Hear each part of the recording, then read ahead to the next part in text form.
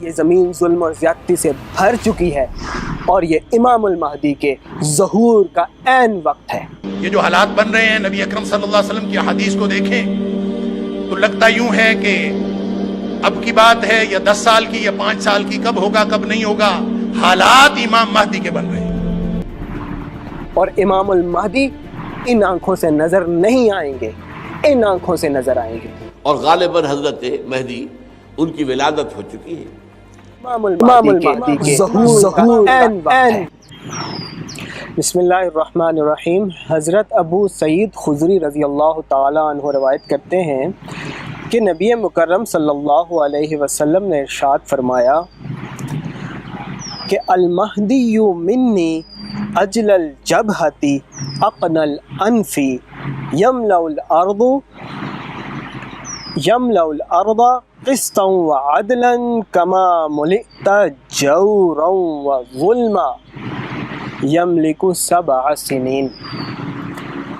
حضرت ابو سعید خضری رضی اللہ تعالی عنہ رسول اکرم صلی اللہ علیہ وسلم سے روایت کر رہے ہیں کہ امام المہدی چوڑی پیشانی والے اور اونچی ناک والے ہوں گے، لیکن اس سے زیادہ امپورٹنٹ بات جو وہ آگے بیان فرما رہے ہیں کہ وہ زمین کو، اللہ کی زمین کو عدل اور انصاف سے ایسے بھر دیں گے جیسے وہ ظلم اور زیادتی سے بھری ہوئی ہوگی۔ یعنی امام المہدی اس وقت ظاہر ہوں گے جب یہ زمین ظلم اور زیادتی اور اندھیر نگری اور چوپٹ راج اور ظلم و زیادتی سے بھر چکی ہوگی۔ آج آپ کو یہ حدیث سنانے کا مقصد، ہم سب سوچیں کیا زمین ظلم و زیادتی سے بھر نہیں چکی؟ اسلام آباد جیسے پرسکون اور باقاعدہ اور ڈسپلن شہر کے اندر دن دہاڑے ہماری بچیوں کے سر قلم کیے جا رہے ہیں، دن دہاڑے یہاں پر قتل ہو جاتا ہے اور کوئی پوچھنے والا نہیں ہے۔ اگر آپ کو لگ رہا ہے کہ یہ زمین ظلم اور زیادتی سے ابھی نہیں بھری تو یہ اللہ کی آپ کے اوپر رحمت ہے کہ ابھی ظلم اور زیادتی آپ کے گھر میں داخل نہیں ہوئی، ورنہ باہر نکل کر دیکھیں، اپنی گلی کو کراس کریں، ہر گھر کے اندر ظلم ہے، ہر گھر کے اندر زیادتی ہے۔ گھروں سے باہر چلے جائیں، گھروں سے باہر نکلیں، آپ کو گلی گلی میں شور نظر آئے گا، گلی گلی میں خون نظر آئے گا۔ اگر آپ کو یہ زمین ظلم اور زیادتی سے بھری ہوئی نظر نہیں آتی تو جائیں اس زینب کے باپ سے پوچھیں جو حج کرنے گیا ہوا تھا اور اس کی بیٹی کا کیا حال ہوا۔ اگر آپ کو یہ زمین ظلم اور زیادتی سے اب بھری ہوئی نظر نہیں آتی تو جائیں قصور کی بچیوں سے پوچھیں۔ اگر آپ کو یہ ظلم سے زیادتی سے بھری ہوئی یہ زمین نظر نہیں آتی تو جائیں ان یمن کے بچوں سے پوچھیں جو بھوک اور پیاس سے بلکتے بلکتے اس عید پر مارے گئے۔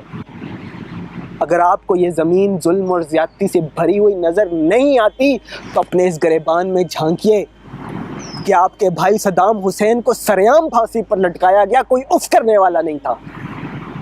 اگر یہ زمین ظلم اور زیادتی سے بھری ہوئی آپ کو نظر نہیں آتی تو آپ کا ایک لیڈر، وہ آپ کا ہی بھائی تھا، جیسا بھی تھا، گٹر سے نکال کر مارا گیا، معمر قذافی کے نام سے اسے جانتے ہیں ہم۔ اگر آپ کو یہ زمین ظلم اور زیادتی سے بھری ہوئی نظر نہیں آتی تو جائیں پوچھیں ان بچوں سے جن کے باپوں کو ان کی نظروں کے سامنے گاڑی کے اندر قتل کر دیا گیا۔ اور قتل کس نے کیا؟ CTD نے، پاکستان کی فورس نے، انصاف قائم کرنے والوں نے۔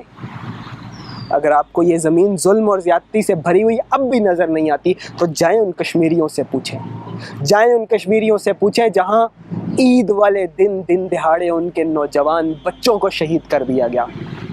اگر یہ زمین آپ کو ظلم اور زیادتی سے بھری ہوئی آج بھی نظر نہیں آتی، آپ کے سینوں پہ آج اگر خنجر نہیں چلے تو جائیں ان فلسطینیوں سے پوچھیں، جائیں ان فلسطینیوں سے پوچھیں جو عربوں کو اپنا بھائی سمجھتے تھے، جو عربوں کو اپنا بھائی سمجھتے تھے۔ نہ صرف خونی بھائی، نہ صرف رشتے میں بھائی، بلکہ دینی بھائی بھی سمجھتے تھے، بلکہ خطے اور قطعے کی ریلیشن شپ بھی موجود تھی اور ہزاروں سال پرانی ہسٹری بھی موجود تھی، لیکن اپنے ہی بھائیوں نے ان کے اپنے ہی سینوں میں خنجر گھونپ دیے اور جا کے اسرائیل کے ساتھ پیکٹ کر لیے، بجائے اس کے کہ وہ مسجد اقصی جو کبھی مسلمانوں کا قبلہ اول ہوا کرتا تھا، اس کی حفاظت کرنے کے بجائے، اس کو چھڑانے کے بجائے، اس کے لیے کوشش کرنے کے بجائے جا کر اسرائیل کے ساتھ پیکٹ کر لیا۔ اگر آپ کو یہ زمین اب بھی ظلم اور زیادتی سے بھری ہوئی نظر نہیں آتی تو اپنا ٹیکس کا نظام دیکھیں، اپنا کرنسی نوٹس دیکھیں جو آپ کے بینکوں سے آپ کو پتہ بھی نہیں چلتا، آپ سو رہے ہوتے ہیں اور آپ کے پیسے لوٹ کر لے جاتے ہیں۔ اگر آپ کو یہ زمین اب بھی ظلم اور زیادتی سے بھری ہوئی نظر نہیں آتی تو جائیں اپنا ایجوکیشن سسٹم دیکھیں جو آپ کے بچوں کو آپ کی گودوں سے چھین کر مغرب کے گود میں ڈال رہے ہیں۔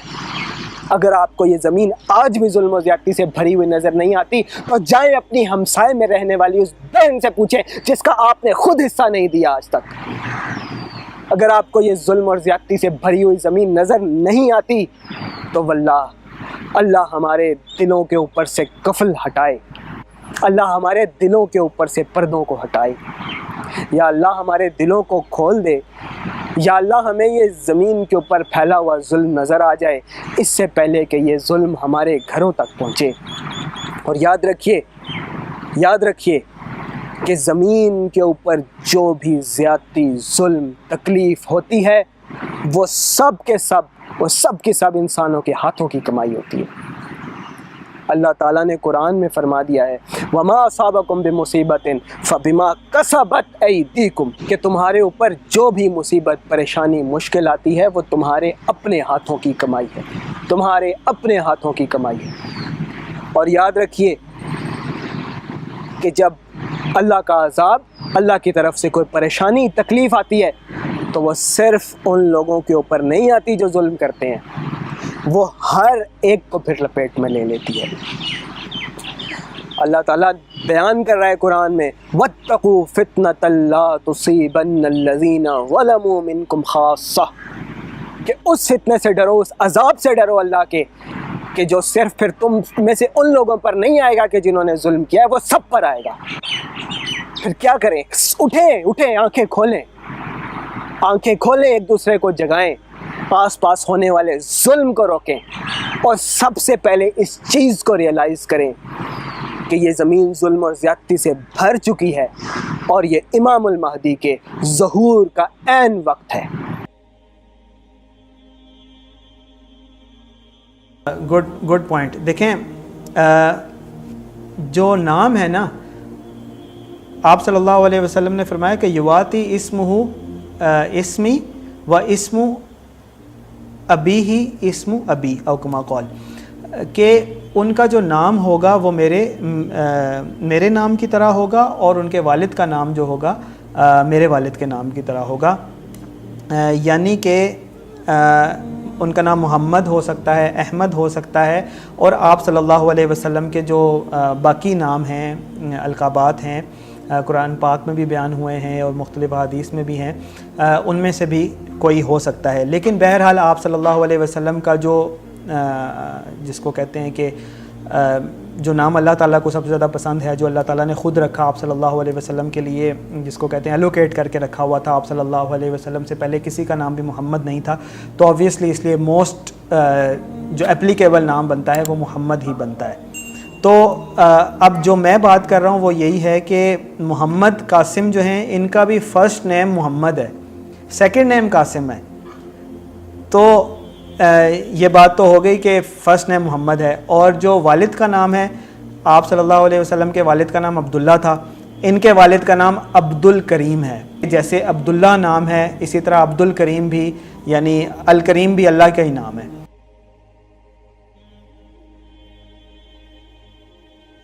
اصل میں بہت زیادہ سنی سنائی باتیں شامل ہو گئی ہیں امام مہدی کے کانسیپٹ پہ۔ ایسی کوئی روایت حدیث موجود نہیں ہے کہ جس میں مطلب لوگوں نے تو سب کچھ ہی آپ صلی اللہ علیہ وسلم کے ساتھ بالکل کاپی کرنا شروع کر دیا. اس طرح نہیں ہے.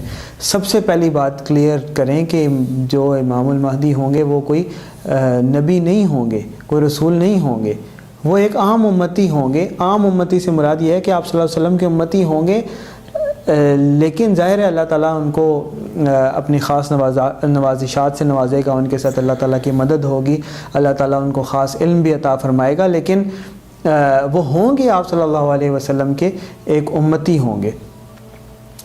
اور جو باتیں مشہور ہیں کہ لوگوں نے دیکھیں حدیث میں یہ آتا ہے کہ ان کا نام محمد ہوگا, والد کا نام یعنی نام ان کا آپ صلی اللہ علیہ وسلم کے نام پر ہوگا, اور ان کے والد کا نام آپ صلی اللہ علیہ وسلم کے والد کے نام پر ہوگا. اور یہاں تک تو ہے اس میں حدیث میں, لیکن باقی لوگوں نے پھر خود ہی شامل کر لیا ہے کہ والدہ کا نام بھی آمنہ ہوگا, اور پتہ نہیں کیا لوگوں نے اور ڈال لیا ہے کہ مہر نبوت بھی ہوگی اور سب کچھ. حالانکہ حدیث میں آتا ہے کہ جو امام مہدی ہوں گے آپ صلی اللہ علیہ وسلم کی حدیث کا مفہوم ہے کہ ان کی صورت آپ صلی اللہ علیہ وسلم کی صورت پہ نہیں ہوگی, اخلاق آپ صلی اللہ علیہ وسلم کے اخلاق پر ہوگا. تو لوگ پھر صورت کا بھی ملا دیتے ہیں اور نام والدہ کا بھی شامل کر لیتے ہیں. یہ مہر نبوت والی بات بھی کہیں سے چلا دی ہے, ایسا کچھ نہیں ہے, نعوذ باللہ من ذالک. آپ صلی اللہ علیہ وسلم سے جھوٹی بات منسوب کرنا, کیونکہ حدیث ہی ہمارے پاس اور ذریعہ ہے نا, اور کون سا ذریعہ ہے؟ کوئی بھی بات اگر آپ یہ کہہ رہے ہیں کہ امام مہدی ہوں گے, ایسے ہوں گے, ویسے ہوں گے, تو نعوذ باللہ اس کا مطلب یہ ہے کہ آپ حدیث بنا رہے ہیں اپنی طرف سے, یا سنی سنائی حدیث بغیر سند کے جو ہیں وہ فارورڈ کر رہے ہیں. اللہ معاف کرے, یہ غلط بات ہے اور گناہ کی بات ہے. جو صحیح روایات میں حدیث میں موجود ہیں چیزیں انہی کو فالو کرنا چاہیے. امام مہدی کے بارے میں بالکل بھی نہیں ہے کہ ان کی کوئی مہر نبوت ہوگی, ایسا کچھ نہیں ہے. ان کی صورت آپ صلی اللہ علیہ وسلم کی صورت پہ ہو, ایسا بھی کچھ نہیں ہے. اسی طرح ان کی والدہ کا نام آمنہ ہو, ایسی بھی کوئی روایت ہمیں نہیں ملتی. صرف ان کے نام کا پتہ چلتا ہے, ان کے والد کے نام کا پتہ چلتا ہے, ان کے حسنی سید ہونے کے یعنی آپ صلی اللہ علیہ وسلم کی اولاد میں سے ہونے کا پتہ چلتا ہے, ان کا اخلاق آپ صلی اللہ علیہ وسلم کے اخلاق پہ ہونے کا پتہ چلتا ہے. ان کی صورت آپ صلی اللہ علیہ وسلم کی صورت پر نہیں ہوگی. ان کے والد کا نام آمنہ ہونا, والدہ کا نام آمنہ ہونا ضروری نہیں ہے. کوئی مہر نبوت ٹائپ کی, کوئی مہر مہدیت ٹائپ کی کوئی چیز نہیں ہوگی. یہ سب غلط ہیں, باتیں ہیں, جھوٹی خرافات باتیں. اللہ تعالی ہم سب کو ان سے محفوظ فرمائے. آپ صلی اللہ علیہ وسلم نے فرمایا, ابو داؤد شریف کی حدیث نمبر 4294 ہے کہ بیت المقدس کی آبادی مدینہ منورہ کی ویرانی ہوگی.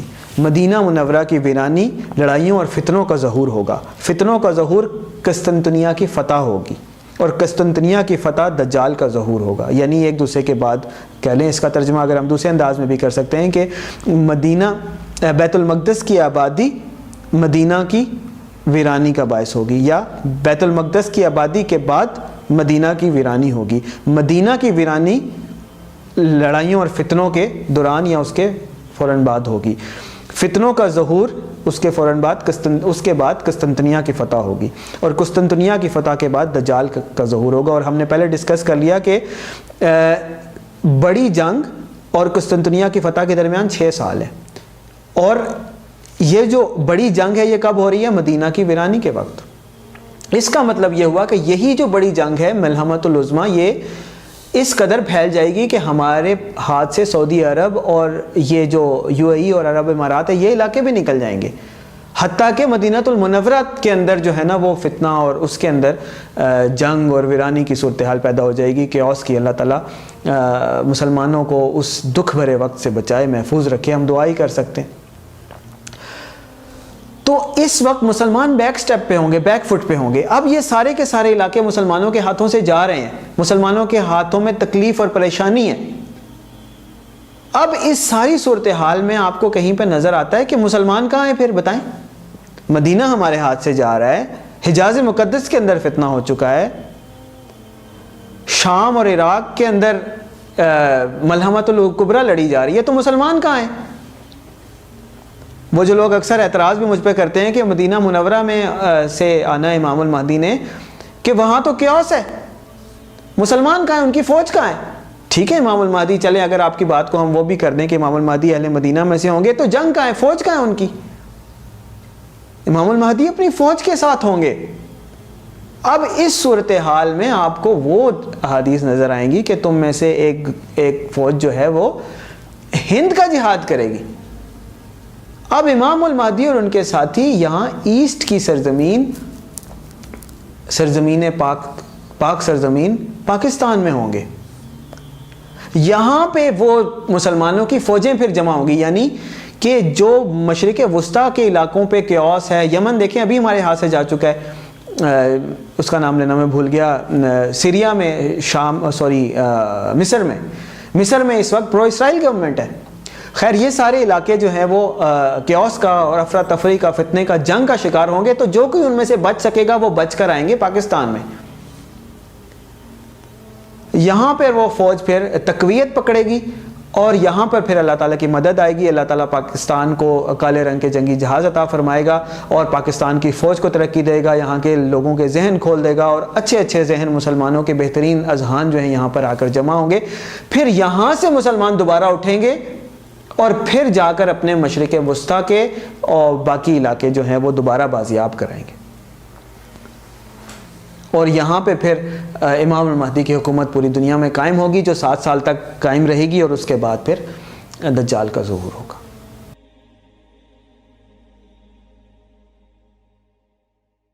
پہلے تو آپ یہ بتائیں کہ یہ کوئی حدیث ہے کہ وہ عربی ہوں گے یا عربی جانتے ہوں گے، عربی بولتے ہوں گے، ایسی کوئی حدیث آپ نے پڑھی ہے؟ نہیں، اہل مدینہ سے ہوں گے نا، ایسی حدیث پاک ملتی ہے۔ ہاں اہل مدینہ سے ہوں گے۔ یہ حدیث شریف میں آپ کو پڑھ کے سنا دیتا ہوں۔ یہ مشکات شریف کی حدیث نمبر 5456 ہے کہ ام سلمہ رضی اللہ تعالیٰ عنہا سے روایت ہے کہ نبی مکرم صلی اللہ علیہ وسلم نے فرمایا کہ بادشاہ کی موت کے وقت اختلاف ہو جائے گا، پھر اہل مدینہ سے ایک آدمی نکل کر مکہ کی طرف بھاگ کھڑا ہوگا اور اہل مکہ سے کچھ لوگ اس کے پاس آئیں گے تو وہ اسے اس کے گھر سے باہر لائیں گے۔ وہ ناپسند کرتا ہوگا لیکن وہ رکن اور یعنی حجر اسود اور مقام ابراہیم کے درمیان اس کی بیعت کریں گے۔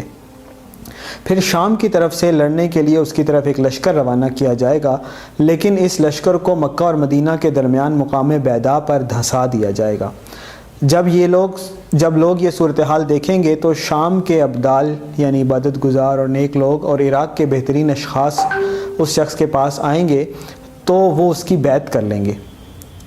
پھر قریش سے ایک آدمی ظاہر ہوگا جس کے ننہال قبیلہ کلب بنو کلب سے ہوں گے، اور اس طرح مکمل پھر آگے تفصیل ہے۔ اس حدیث شریف میں اہل مدینہ کا ذکر آیا ہے اور اہل مکہ کا ذکر آیا، بالکل آیا۔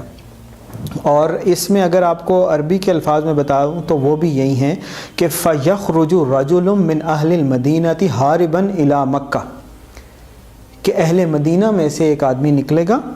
فَيَخْرُجُ رَجُلٌ مِّنْ أَهْلِ الْمَدِينَةِ، اہل مدینہ میں سے ایک شخص نکلے گا، ہاربًا إِلَى مکہ، کہ وہ مکہ کی طرف مطلب صحیح کرتا ہوا جائے گا، دوڑتا ہوا جائے گا، بھاگ کر جائے گا، جلدی میں جائے گا، اس طرح سے آپ اس کے ترجمہ کر سکتے ہیں۔ اللہ تعالیٰ کمی بیشی معاف فرمائے۔ لیکن آپ کو یہ بھی دیکھیں کہ پھر آپ کو یہ بھی تو حدیث ملتی ہے نا، اس کا آپ کیا کریں گے؟ ایک آپ اگر کسی بھی پزل پیس کو آؤٹ آف کانٹیکسٹ لے لیں اور اس کا کوئی بھی مطلب نکال لیں تو پھر تو بڑا مشکل ہو جائے گا۔ ہر چیز ایک کانٹیکسٹ میں ہوتی ہے۔ قرآن کی آیات کا بھی ایک سیکوینس ہے، اگر آپ آؤٹ آف کانٹیکسٹ کسی ایک چیز کو لے لیں اور آدھی بات اس میں سے نکال دیں تو آپ تو کوئی بھی مطلب نکال سکتے ہیں۔ کلو واشربو ولا تسرفو، تو آپ صرف کلو واشربو کر کے تو نعوذ باللہ ہر چیز تو نہیں نا حلال کر سکتے۔ تو اسی طرح سے یہ بھی جو احادیث ہیں ان کا کانٹیکسٹ بڑا ضروری ہے۔ اب میں آپ کو دوسری حدیث سناتا ہوں، اس میں کہا گیا ہے کہ وہ مشرق سے آئیں گے، تو پھر آپ کیسے کہتے ہیں کہ کون سی حدیث کو صحیح مانیں گے؟ اس میں ضروری ہے کہ آپ ان کا جو ہے وہ کانٹیکسٹ جانتے ہوں کہ کون سی بات پہلے ہوگی، کون سی بات اچھا پھر یہ جو دوسری حدیث ہے ابن ماجہ کی، یہ ابو داؤد کی حدیث میں نے آپ کو سنائی ہے، اور مشکات المصابی میں یہ 5456 نمبر پہ منشن ہے۔ اور ابن ماجہ کی حدیث شریف ہے کہ قال رسول اللہ صلی اللہ علیہ وسلم یقتتل عند کنزکم ثلاثہ كلهم ابن خليفة ثم لا يصير إلى واحد منهم ثم تطلع رايات السود من قبل المشرق فيقتلونكم قتلا لم يقتله قوم ثم ذكروا شيئا لا أحفظه فقال فإذا رأيتموه فبايعوه ولو حبوا على الثلج فإنه خلیفۃ اللہ المہدی۔ اب یہاں پر کیا بتایا جا رہا ہے، یہ ابن ماجہ کی، اس میں فرمایا جا رہا ہے کہ جب خلیفہ کے بیٹوں میں اختلاف ہوگا تو اور تینوں جو ہیں وہ یعنی 3 لوگوں میں اختلاف ہوگا، تینوں خلیفہ کے یا بادشاہ کے حکمران کے بیٹے ہوں گے، اور کسی ایک کے اوپر بھی ان کا اتفاق لوگوں کا نہیں ہو رہا ہوگا۔ ثم تطلع رایات السود من قبل المشرق، کہ مشرق کی طرف سے کالے جھنڈے ظاہر ہوں گے، فیقتلونکم قتلا لم یقتلہ قوم، اور پھر وہ ایسے لڑیں گے عربوں سے، ایسے جنگ کریں گے، قتال کریں گے کہ جیسے پہلے کسی قوم نے نہیں کیا ہوگا۔ ثم ذکروا شیئا لا احفظہ، پھر آپ صلی اللہ علیہ وسلم نے کوئی چیز کا ذکر فرمایا جو راوی کہتے ہیں کہ مجھے یاد نہیں رہی۔ فقال، پھر آپ صلی اللہ علیہ وسلم نے فرمایا فاذا رأیتموہ فبایعوہ ولو حبوا علی الثلج، جب تم کالے نشانوں کو، کالے جھنڈوں کو، کالے طلوع ہونے والی چیزوں کو دیکھو، بلیک ویژولز کو دیکھو، تو تمہیں چاہے برف کے اوپر گھسٹ کر ننگے پاؤں جانا پڑے تو بھی اس کو جاؤ، فبایعوہ، اور ان سے جا کر بیعت کرو۔ کیوں؟ فإنہ خلیفۃ اللہ المہدی، کیونکہ ان کے ساتھ اللہ کے خلیفہ مہدی علیہ السلام ہوں گے۔ تو اب آپ مجھے یہ بتائیں کہ ان دونوں میں سے آپ کس کو صحیح لیں گے؟ اہل مدینہ سے ہونے کا یہ مطلب نہیں ہے کہ وہ مدینہ میں پیدا ہوئے ہوں گے، ایسی کوئی روایت نہیں ہے۔ یہ روایت ضرور موجود ہے کہ آپ صلی اللہ علیہ وسلم کے اہل بیت میں سے ہوں گے، یہ روایت بھی موجود ہے کہ حسنی ہوں گے، حضرت حسن رضی اللہ تعالیٰ عنہ کی اولاد میں سے ہوں گے، لیکن یہ ضروری نہیں ہے کہ وہ مدینہ شریف میں ہی پیدا ہوئے ہوں، وہیں پلے بڑے ہوں، اور جب وہ اپنے عمر کو پہنچیں تو وہ عربی ہوں، اس سینس میں کہ عربی بولتے ہوں، عرب بود و باش ہو، ایسا نہیں ہے۔ آپ صلی اللہ علیہ وسلم کے اہل بیت حسنی سید اور حضرت فاطمہ رضی اللہ تعالی عنہ کی اولاد، حضرت علی رضی اللہ تعالی عنہ کی اولاد، آپ صلی اللہ علیہ وسلم کے نواسوں کی اولاد، یہ پوری دنیا میں موجود ہیں۔ اور اگر آپ غور کریں تو آپ کو غالباً یہ عرب یا جو حجاز مقدس کے بعد سب سے زیادہ تو ہندوستان میں نظر آئیں گے۔ حضرت علی حجویری رحمۃ اللہ علیہ کتنے بڑے بزرگ گزرے ہیں، وہ سید تھے، اور اللہ تعالیٰ نے ان کے ہاتھ پہ کتنے لوگوں کو مسلمان کروایا۔ یہ کام یہاں پہ ہوا ہے ہندوستان کی سرزمین میں، اور اسی طرح اور بہت سے سادات موجود ہیں جو وہاں سے یہاں پر شفٹ ہو چکے تھے، ان کی نسلیں یہیں پلی بڑھی ہیں۔ ان میں سے تو بہت سارے ایسے ہیں جن کو پتہ بھی نہیں ہے کہ وہ آپ صلی اللہ علیہ وسلم کے اہل بیت میں سے ہیں یا نہیں۔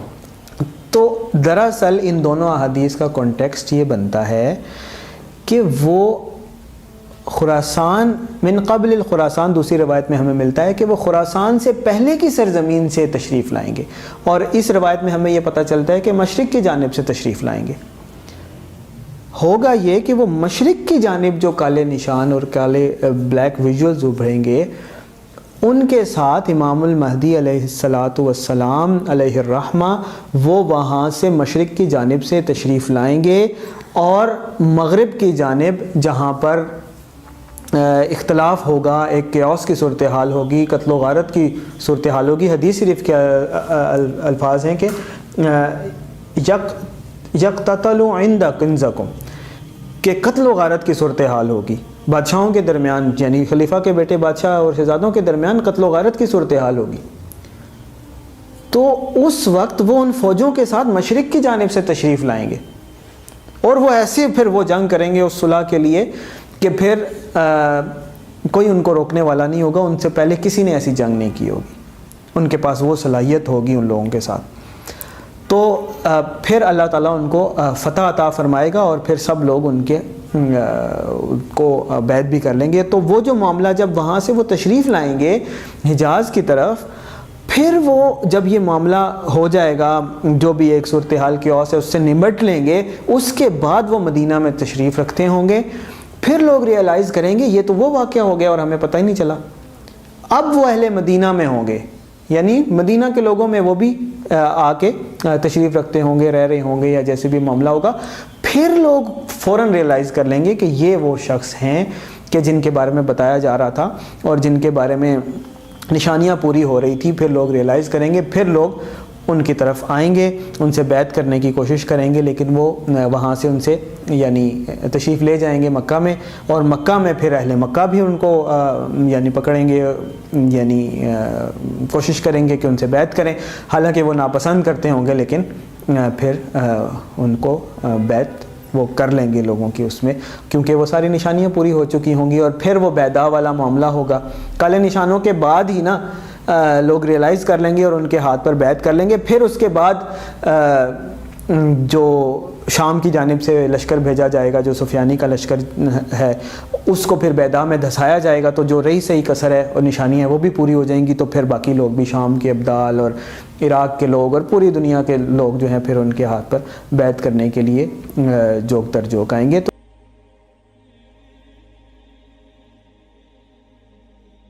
تو وہ 40 سال جب ان کی ایج تھی، تو تب ان کو جو میں نے ان کی ڈریم سے سمجھا ہے، ان کو حکم ملا تھا اللہ تعالیٰ کی طرف سے، نبی محمد صلی اللہ علیہ وسلم خاتم النبیین کی طرف سے، کہ وہ اپنے ڈریمز شیئر کریں. تو جب انہوں نے ڈریمز شیئر کرنا شروع کیا، جوں لوگوں نے سنے، انہوں نے ریئلائز کیا کہ یہ ڈریمز کا یہ مطلب بن رہا ہے. اور میں بھی ان لوگوں میں سے تھا جنہوں نے کافی ارلی آن اس کو ریئلائز کر لیا تھا. تو پبلکلی تو میں اس کو زیادہ نہیں کہتا تھا یہ بات، کیونکہ لوگ اس کو ایکسیپٹ کرنے کے لیے اس طرح تیار نہیں تھے اور لوگ سمجھ نہیں پا رہے تھے اس کو. تو لیکن نجی محفلوں میں کہتا تھا لوگوں سے یہ بات، اور اب میں اور بھی زیادہ کھل کے کہتا ہوں. اور میں یہ سمجھتا ہوں کہ دنیا کے حالات اس طرح جا رہے ہیں اور پاکستان میں بھی سچویشن اس طرح بلڈ ہو رہی ہے کہ اب اس بات کو کھل کر کرنا چاہیے تاکہ زیادہ سے زیادہ لوگوں تک بات پہنچے اور اس کو سمجھ سکیں. تو محمد قاسم کو جس ایج میں انہوں نے ڈریم شیئر کرنے شروع کیے، وہ 40 سال کی ہی ایج تھی ہجری حساب سے، اور اب ان کو کچھ سال ہو گئے ہیں، وہ ڈریم بھی شیئر کر رہے ہیں، بہت سارے سچے بھی ہو چکے ہیں، لوگوں کو ریئلائز بھی ہو رہا ہے. میری طرح اور بہت سارے لوگ ہیں جن کو اس بات کا ادراک ہے. اور یہاں ہم تو پاکستان کی بات کریں، انڈونیشیا میں آپ جا کر دیکھیں، وہ بھی پچھلے دنوں انڈونیشینز یہاں آئے ہوئے بھی تھے، وہاں پہ تو یہ پوری ایک عوامی انڈرسٹینڈنگ کی بات بن چکی ہے. وہاں گلی گلی محلے محلے میں ہاؤس ہولڈ نیم ہے محمد قاسم. بنگلہ دیش میں یہ صورتحال ہے کہ بہت زیادہ لوگ اس چیز کو سمجھ رہے ہیں. تو یہ تو ہم پیچھے رہ گئے ہیں، وہی ہے کہ دیر کر دی مہرباں، آتے آتے ہم کافی دیر کر دیتے ہیں ہر کام میں. تو لیکن یہ ہے کہ پاکستان کے لوگ بھی انشاءاللہ اس کو سمجھیں گے، اور پھر انشاءاللہ پھر دنیا کو پتہ چلے گا کہ اللہ تعالیٰ نے پاکستان کو کس چیز سے نوازا ہے اور کس طرح پاکستان کو ترقی کی راہ پر جائے گا. تو یہ ان کا جو یعنی ظہور، جیسے آپ صلی اللہ علیہ وسلم کی بعثت ہوئی تھی، اس وقت آپ صلی اللہ علیہ وسلم کی عمر 40 سال تھی. پھر آپ صلی اللہ علیہ وسلم کو اللہ تعالیٰ نے جو خلافت، آپ صلی اللہ علیہ وسلم کو جو اللہ تعالیٰ نے حکومت عطا کی ریاست مدینہ کی صورت میں، وہ 53 سال کی عمر میں تھی. تو جب بعثت ہوئی تو بہت کم لوگ آپ صلی اللہ علیہ وسلم کو پہچان رہے تھے، ریئلائز کر رہے تھے. حضرت ابوبکر تھے، حضرت علی تھے، حضرت خدیجہ تھی رضی اللہ تعالیٰ عنہما، اور اس کے بعد آہستہ آہستہ لوگ شامل ہونا شروع ہوئے. تو اب جب 2-4 لوگ آپ صلی اللہ علیہ وسلم کو نبی مان رہے ہیں، تو اس وقت تو دنیا کو نہیں پتا کہ یہاں پہ کیا ہو رہا ہے. پھر 4-5 سال کے بعد جن لوگوں کو پتہ چلا، پھر انہوں نے ریئلائز کیا کہ یہ آپ صلی اللہ علیہ وسلم اللہ کے نبی ہیں اور آخری نبی ہیں. اب جب اہل مدینہ تک بات پہنچی اور پھر انہوں نے ایکسیپٹ کیا، تو اس وقت آپ صلی اللہ علیہ وسلم کی عمر 53 سال ہو چکی تھی. تو کیا اہل مدینہ یہ کہہ دیتے کہ آخری نبی کی نشانیوں میں اگر کوئی نشانی ان تک اس طرح کی پہنچی ہو کہ وہ 40 سال کی عمر میں ان کی بعثت ہونی ہے، تو وہ کیا کہتے ہیں کہ وہ اب 53 سال کے کیوں ہیں؟ ظاہر ہے بعثت تو آپ صلی اللہ علیہ وسلم کی 40 سال میں ہوئی تھی. خبر پہنچتے پہنچتے لوگوں کو ریئلائز کرتے ہوئے سمجھتے ہوئے وقت لگ جاتا ہے. تو یہ تو مجھے بڑی عجیب بات لگتی ہے جب مطلب اس طرح سے لوگ سوال کرتے ہیں کہ ان کی عمر 45 سال ہے تو وہ کیسے امام مہدی بن سکتے ہیں مستقبل میں. وہ 40 سال میں ہو گئی تھی، لوگوں تک بات پہنچنے لگی تھی، چاہے 1 تک پہنچی، چاہے 2 میں پہنچی، چاہے 4 تک پہنچی. اب یہ ہے جوں آپ دیکھ لیں بات پھیلتی جا رہی ہے. اور لوگوں تک بات پہنچتی جا رہی ہے, لوگ اس کو ریئلائز بھی کر رہے ہیں, کافی زیادہ بات پھیل بھی رہی ہے. اور میرا یہی ہے, میں یہی سمجھتا ہوں کہ 52-53 سال کی عمر میں ہی بیعت والا معاملہ ہوگا, اور وہ بھی ایسے ہی ہوگا جو جیسے میری ان سے ملاقات ہوئی ہے, ان سے ڈسکشن ہوتی ہے, وہ تو خود کو ڈینائی کرتے ہیں کہ میں امام مہدی نہیں ہوں. تو اس سے پھر مجھے اور بھی زیادہ اس چیز کے اوپر بلیف پختہ ہوتا ہے, سرٹن ہوتا ہوں میں کہ اگر وہ خود نہیں اس چیز کو مان رہے, ریئلائز کر رہے, تو یہی تو امام المہدی کی نشانی ہے.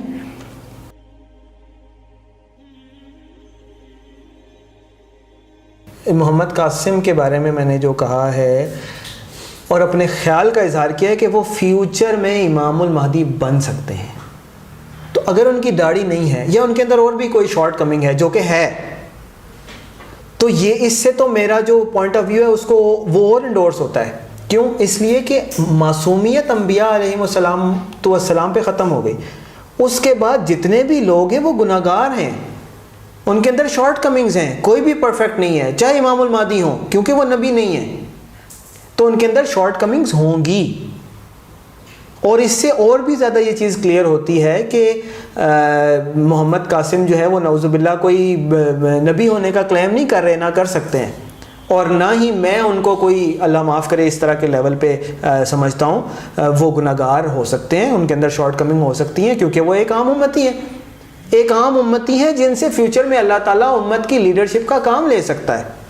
اور اگر اللہ تعالیٰ ان سے فیوچر میں امت کی لیڈرشپ کا کام لے سکتا ہے, خلیفۃ اللہ فی الارض کا کام لے سکتا ہے, کہ اللہ تعالیٰ ان کو چن سکتا ہے زمین پر اللہ تعالیٰ کے خلیفہ کے طور پر, اللہ تعالیٰ کے نمائندے کے طور پر, اللہ تعالیٰ کے چوزن لیڈر کے طور پر, تو پھر حدیث میں ہمیں ملتا ہے کہ یصلح اللہ فی لیلہ, کہ امام المہدی وہ شخص ہوں گے کہ جن کی اللہ تعالیٰ ایک راہ میں اصلاح فرما دے گا. تو آپ صلی اللہ علیہ وسلم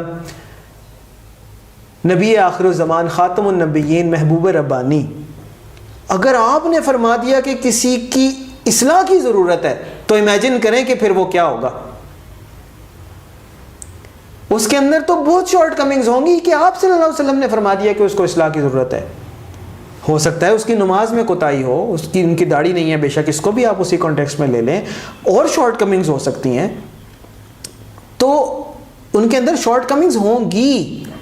یہ عین حدیث کے مطابق ہے, اور انہی کی تو پھر اللہ تعالیٰ اصلاح فرمائے گا ایک رات میں, پھر اللہ تعالیٰ ان کو وہ والا منصب دے گا جو حدیث میں ہمیں ملتا ہے.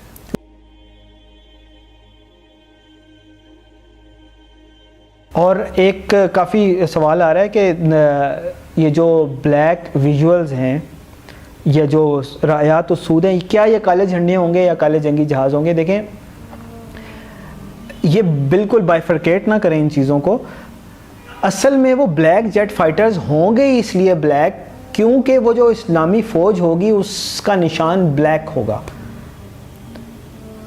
کالا علم اس کا نشان ہوگا. اور یہ جو امپوسٹرز ہیں پوری دنیا میں, چاہے القاعدہ ہو, چاہے آئسس ہو, اس طرح کے جتنی خارجی تنظیمیں ہیں جو حکومتوں کے خلاف جنگ کرتی ہیں, عام مسلمانوں کو نقصان پہنچاتی ہیں, ان کو قتل کرتی ہیں, اور اسلام کا ایک ایکسٹریمسٹ پوائنٹ آف ویو دیتی ہیں, ان سب نے اس جھنڈے کو, ان حدیث میں جو جھنڈا ہے اس کو ہائی جیک کرنے کی کوشش کی ہے.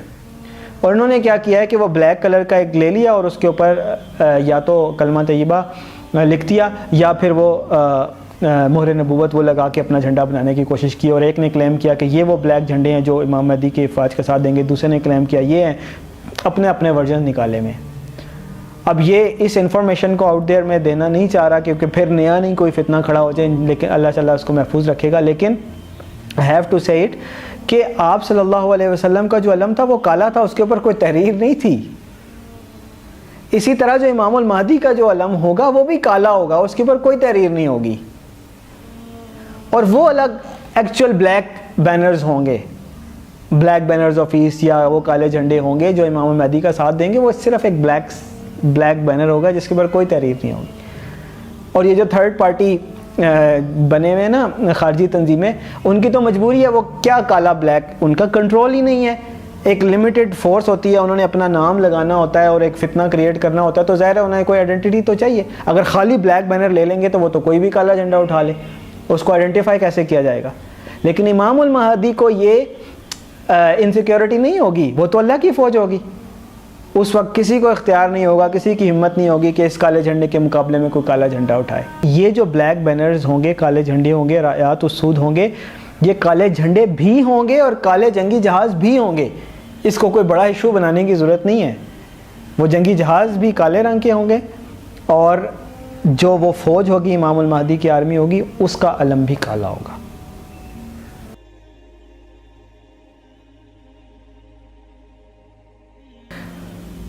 دیکھیں, ایک تو بات یہ ہے کہ امام المہدی کے بارے میں آپ صلی اللہ علیہ وسلم نے فرمایا کہ المہدی من عطرتی یصلح اللہ فی لیلہ, کہ او کما قال کہ امام مہدی علیہ السلام جو ہیں آپ صلی اللہ علیہ وسلم کی اولاد میں سے ہوں گے, یصلح اللہ فی لیلہ, کہ جن کی اصلاح اللہ تعالیٰ ایک رات میں فرما دیں گے.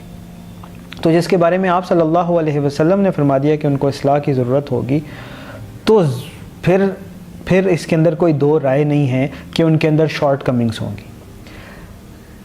اور اس کانٹیکس میں یہ اللہ تعالیٰ کی رحمت بھی ہے, عام انسانوں کے اندر اس کے اندر امید بھی ہے کہ اگر آپ خود کو شرک اور اس کی اقسام سے بچا رہے ہیں اور باقی چیزوں کے اندر آپ کی کمیاں کوتاہیاں بھی ہیں, تو اللہ تعالیٰ آپ کو معاف کر سکتا ہے. اور اللہ تعالیٰ نے آپ کو جو میسج پہنچا رہا ہے وہ بھی ایک ایسے شخص کے ذریعے پہنچا رہا ہے کہ جس کے اندر خود کمیاں کوتاہیاں ہیں, جس کے ساتھ آپ ریلیٹ کر سکتے ہیں خود کو.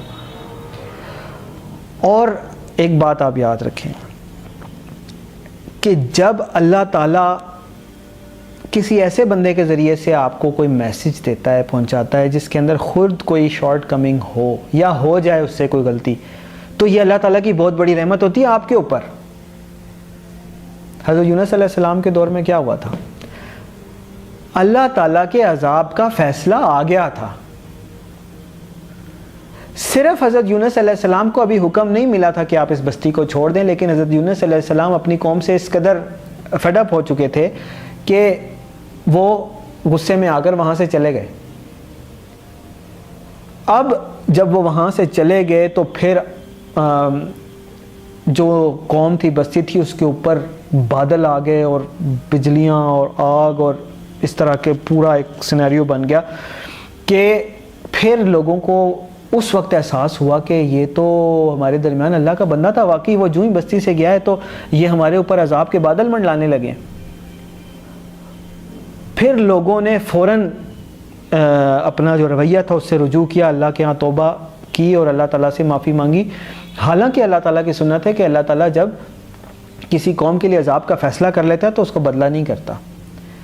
صرف حضرت یونس علیہ السلام کی قوم کے ساتھ ایسا معاملہ ہوا کہ کیونکہ حضرت یونس علیہ السلام سے یہ کوتاہی ہو گئی تھی کہ اللہ تعالیٰ کا حکم آنے سے پہلے وہ جانا انہوں نے تھا, اللہ تعالیٰ نے ان کو نکالنا تھا, لیکن اللہ تعالیٰ کا ابھی حکم نہیں آیا تھا, وہ پہلے ہی چل پڑے. تو اللہ تعالیٰ نے حضرت یونس علیہ السلام کو اس آزمائش میں ڈالا کہ ان کو ایک مچھلی نے نگل لیا, اور پھر انہوں نے وہاں پہ اللہ تعالیٰ سے دعا کی کہ لا الہ الا انت سبحانک انی کنت من الظالمین, کہ اللہ تو پاک ہے, تیرے سوا کوئی معبود نہیں, بے شک میں ہی ظالموں میں سے ہوں. تو اللہ تعالیٰ نے حضرت یونس علیہ السلام کو معاف فرمایا, مچھلی کے پیٹ سے آزادی عطا فرمائی, اور ساتھ میں اس کانٹیکسٹ میں اللہ تعالیٰ نے اس قوم, وہ سارے کے سارے لوگ جو حضرت یونس علیہ السلام کی قوم کے تھے, وہ ایک جگہ پہ جمع ہو گئے اور اللہ تعالیٰ کے آگے معافی مانگنے لگے, گڑ گڑانے لگے. تو اللہ تعالیٰ نے حضرت یونس علیہ السلام کی قوم کی توبہ قبول کی. پھر حضرت یونس علیہ السلام واپس ان کے درمیان آئے اور پھر اس قوم نے اصلاح کی راہ پکڑی. حضرت یونس علیہ السلام کی اتنی سی غلطی سے اللہ تعالیٰ نے اس قوم کو اتنا بڑا بینیفٹ دیا کہ ان کے اوپر سے عذاب کو ٹال دیا. دنیا میں بھی ان کی معافی قبول فرمائی اور آخرت میں بھی اللہ تعالیٰ نے انشاءاللہ ان کو اچھا مقام اور جنت عطا فرمائے گا, اس قوم کو جس کے لیے عذاب کا فیصلہ ہو چکا تھا. تو میں جو محمد قاسم کو فالو کر رہا ہوں, میں اس لیے نہیں فالو کر رہا کہ ان کی پرسنالٹی مجھے کوئی بڑی اعلیٰ نظر آئی ہے. دیکھیں, ہم سب انسان ہیں, ہم سب کے اندر شارٹ کمنگز ہیں.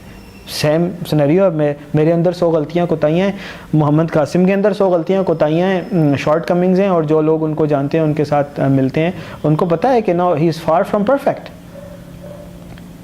ہم فالو صرف اس لیے کر رہے ہیں ان کے خوابوں کو, ان کی بات کو, ان کے میسج کو, کیونکہ ہمیں خود اللہ تعالیٰ کی طرف سے وہ میسج ملا ہے کہ جو ہمارے لیے لازم ہے فالو کرنا. نبی مکرم صلی اللہ علیہ وسلم کی بہت سارے لوگوں کو زیارت ہو چکی ہے، مجھ جیسے ناچیز سمیت، تو ہم نبی مکرم صلی اللہ علیہ وسلم کی بات کو، ان کے میسج کو وہ نہیں ہم ٹھکرا سکتے، اس کے اندر کمی کوتاہی نہیں کر سکتے، لہٰذا ہمیں لاکھ شارٹ کمنگز نظر آئیں، ہم ان کے ایکٹس کو فی الحال فالو نہیں کریں گے جب تک یصلح اللہ فی لیلہ کی رات نہیں آ جاتی، ہاں لیکن جو ان کے خواب اور میسیجز ہیں، جو ان کے اندر بات ہے، اس کو ہم ضرور ایکسیپٹ کریں گے اور اس کو امپورٹنس دیں گے، اس کے مطابق اس کو ایز اے امپورٹنٹ سجیشن لے کے اپنے لائف ڈیسیجنز لیں گے اور لوگوں تک یہ بات پہنچانے کی کوشش کرتے رہیں گے۔ اور because of his short comings, یہ ہماری قوم کے اوپر اللہ تعالیٰ کی رحمت ہے، اگر یہی امام المہدی ہوئے اور اللہ نے انہوں کو بنانا ہوا تو دیکھیں چوری ڈاکہ ہم ڈالتے ہیں، زنا بدکاری ہم کرتے ہیں، اللہ معاف کرے، ظلم و زیادتی ہم کرتے ہیں، ناپ تول میں کمی ہم کرتے ہیں، ہر طرح کی کمی کوتاہی ہمارے اندر موجود ہے۔ جو پچھلی قوموں کے اندر ایک برائی ہوتی تھی، ایک قوم ناپ تول میں کمی کرتی تھی، اللہ تعالیٰ نے اس قوم کو تباہ کر دیا۔ دوسری قوم کے اندر ہم جنس پرستی تھی، اللہ تعالیٰ نے اس قوم کو تباہ کر دیا۔ تیسری قوم جو ہے شرک کرتی تھی، اللہ تعالیٰ نے اس قوم کو تباہ کر دیا۔ چوتھی قوم جو ہے وہ رستے نکال کر اصحاب السبت اللہ تعالیٰ کے ساتھ اٹکیلیاں نعوذ باللہ کرنے کی کوشش کرتے تھے، اللہ تعالیٰ نے ان کو خنزیر بندر بنا کر تباہ کر دیا۔ ہمارے اندر یہ ساری کی ساری برائیاں موجود ہیں، لیکن اللہ تعالیٰ ہم سے درگزر فرما رہا ہے۔ اگر ہم نے اصلاح کی راہ نہ پکڑی تو اللہ تعالیٰ کا سخت عذاب بھی ہمارے اوپر آ سکتا ہے، لیکن کیونکہ یہ شارٹ کمنگز اس بندے کے اندر فی الحال موجود ہیں تو اللہ تعالیٰ سے امید ہے کہ اگر آخری وقت پہ بھی ہم نے توبہ کا رستہ پکڑ لیا تو انشاءاللہ اللہ تعالیٰ ہمیں معاف فرمائے گا۔ ہم اس قابل نہیں ہیں، لیکن اللہ تعالیٰ کی ہمارے اوپر رحمت ہے کہ اللہ تعالیٰ نے ہمارے اوپر ہمارے لیے میسیجز کے لیے ایک ایسا بندہ چنا ہے جو فی الحال ہی is not up to the mark. ہمارا سٹینڈرڈ وہ نہیں ہے کہ جس کو ہم نے میٹ کرنا ہے، ہم نے صرف خود کو شرک اور اس کی اقسام سے بچانا ہے، باقی اللہ تعالیٰ ہماری اصلاح خود فرما دے گا۔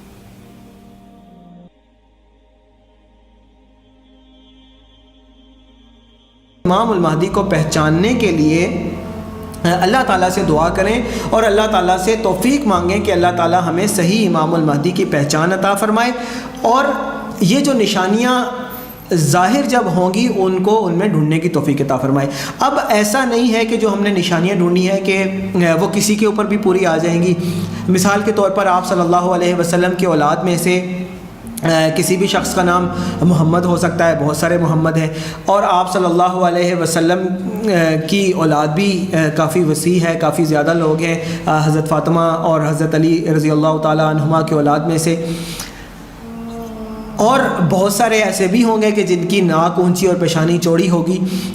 تو پھر ہمیں آئیڈینٹیفائی کیسے ہوگا؟ تو امام المہدی کو اگر تو ہمیں پہچاننا ہے ان کے ظہور، ان کے بیعت سے پہلے، تاکہ ہم ان کے اولین ساتھیوں میں بن سکیں، تو ہمیں اللہ کے حضور گڑ گڑانا ہوگا، اللہ کے حضور دعا کرنی ہوگی، نماز تہجد میں کھڑا ہونا ہوگا، اپنی پیشانیوں کو محرابوں سے جو ہے وہ نشان آلود کرنا ہوگا، اور اللہ کے آگے جھکنا ہوگا، رونا ہوگا، گڑ گڑانا ہوگا کہ یا اللہ وہ امام المہدی کے جن کے ساتھ شامل ہونے کی حسرت حضرت ابو ہریرہ رضی اللہ تعالیٰ عنہ نے بھی کی، جن کو آپ صلی اللہ علیہ وسلم بھی حدیث بتاتے ہوئے جن کے بارے میں کہتے تھے کہ اگر تمہیں برف کے اوپر گھسٹ کر جانا پڑے تو ان کے ہاتھ پر بیعت کرنے کے لیے جانا۔ اتنے عظیم امام المہدی، اتنی عظیم شخصیت، اور اللہ تعالیٰ کے اتنے پسندیدہ ایک جو لیڈر ہوں گے، یا اللہ ہمیں ان کے اولین ساتھیوں میں شامل فرما، اور ہمیں ان کی پہچان ان کی بیعت سے پہلے عطا فرما تاکہ ہم ان کے بہترین ساتھیوں میں شامل ہو سکیں۔